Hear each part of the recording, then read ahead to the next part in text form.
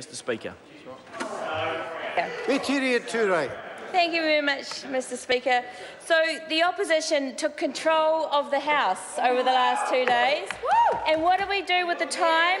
We made housing our #1 priority as an opposition. And why is that? Because when we are government, it will also be one of our main priorities. And why is that? Because it's the priority for New Zealanders. We have thousands of New Zealanders who are sleeping rough in garages and cars, on their friends' couches, in tents, in hotel rooms, because they are desperate for housing. We have thousands of young New Zealanders who are working hour after hour, have no chance of ever getting into their own home because they are locked out by speculators supported by the national government. They need houses too. We have young families who have children that they are trying to find secure, decent, warm, dry and safe, affordable housing to raise their children so their children have the best opportunity for the best health, for the best education, for the best future for their kids. Those families need housing. We have elderly people, who are heading into retirement, who are not able to buy a home and secure their housing, who are worried about what their retirement will be like if they have to spend their super not only on what they need daily, but for their rent as well, because it was never designed to deal with renting in the same way. Those elderly people, they need houses. And who was here over the last 2 days, standing in this House, day, hour after hour, with our caucuses lined up along here on the opposition benches? We were the ones putting forward the solutions, trying to figure out what were the different options, thinking about negotiating with government to find solutions to work through the housing provisions, the housing solutions that were on the table. And why is that? Because it was the opposition that puts housing as a priority. Where was the government over these last 17 hours? Did you hear a peep out of these people?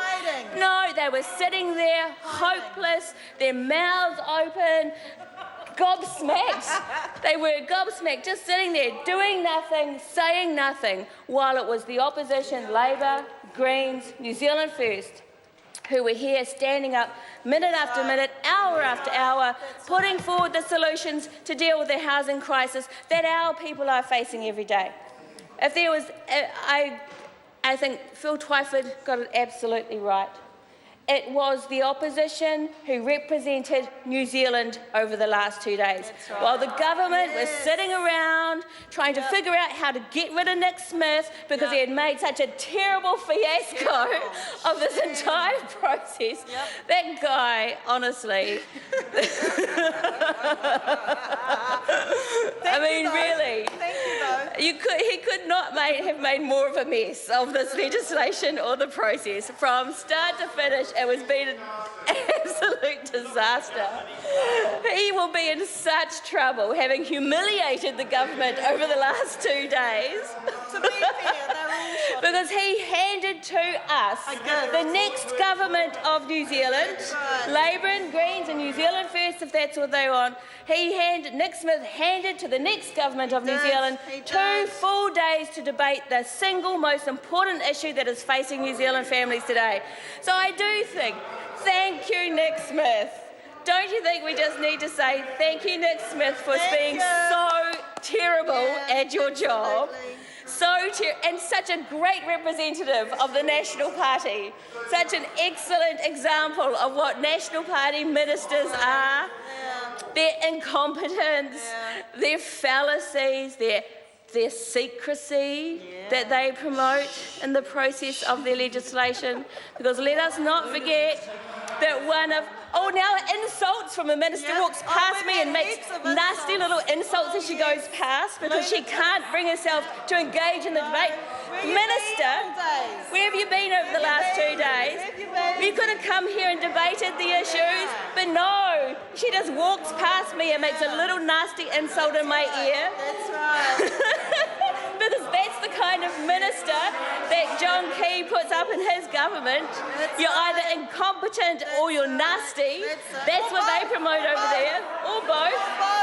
Come and debate the issues with us over here, Minister. You could have been here for the last 17 hours talking about the most important issue facing New Zealanders, which is warm, decent, affordable housing. Where was this Minister? I didn't see her here during those 17 hours. Where was she? Where was her debate? Where was her passionate conversation, her passionate option of solutions for dealing with the housing crisis? No, just nasty little things. But sir, she diverted me from the point, which was reminding us that one of the core provisions in the piece of legislation that was put forward by Nick Smith was an attempt, and unfortunately a successful one, thank you to the ACT Party, to take away from New Zealanders their property rights in order to disguise a mess that he has made over the legal status of state housing land. Now, the nature of that mess, we've tried to ask him the question of the mess that he's made. We've offered options for him to talk to us about that mess to find a better way to clean it up. But Nick Smith is keeping the details of his mess he's created secret. And so we don't actually know what's really going on. What we do know, though, is that ACT and National have joined together and are complicit in taking from New Zealanders their property rights under this legislation.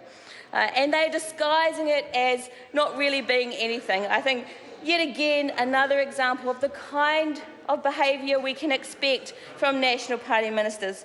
Sir, in this debate, the opposition has put forward a large number of solutions.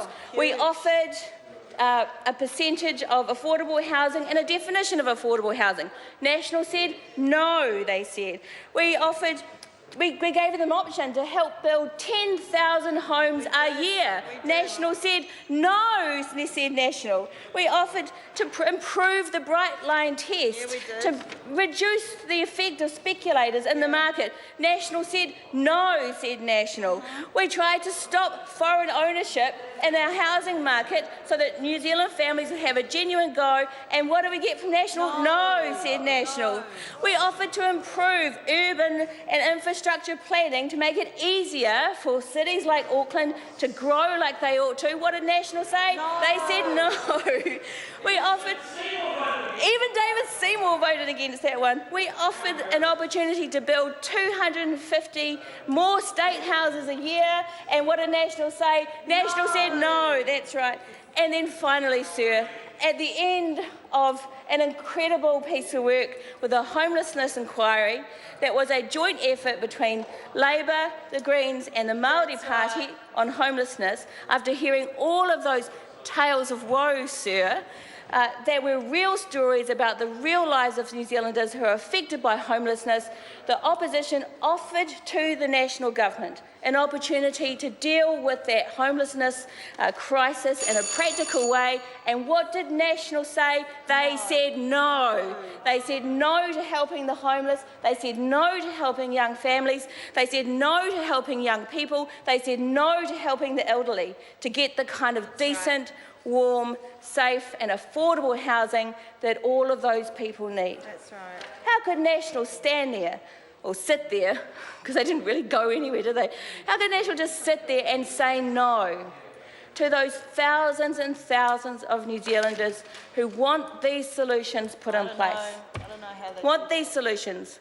And I want to thank National for giving us the opportunity to expose their failures, to expose their fallacies, to expose their secrecy to the country, and to offer to New Zealanders the genuine alternative at the election in 2017, the alternative of a new government that will put the issues that New Zealanders consider the most important for them at the centre of the work that they do. And housing is that, but that's because housing represents the right of New Zealand families to live a decent life in this beautiful, rich country that we have, to live a well life for them and their children, to have access to a beautiful environment, to a great education, to a good and bright future for those kids. That is why we will change the government in 2017. Thank you, Mr. Speaker. Kia ora.